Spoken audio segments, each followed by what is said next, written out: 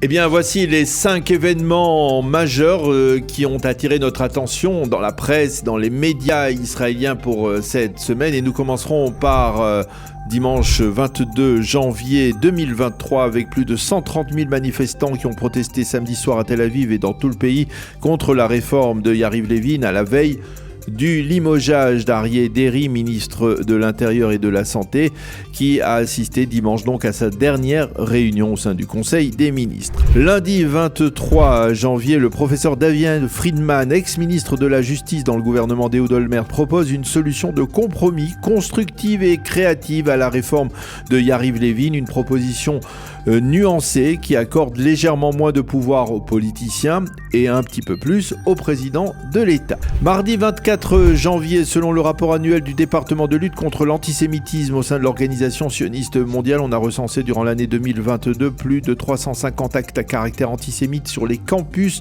des universités américaines. Répercussion de la guerre en Ukraine, 78% des Ukrainiens affirment que les Juifs sont les grands bénéficiaires, entre guillemets, de la guerre. Mercredi 25 janvier, le président de l'État Yitzhak Herzog se rend à Bruxelles pour prononcer un discours devant le Parlement européen à l'occasion de la Journée internationale de la Shoah.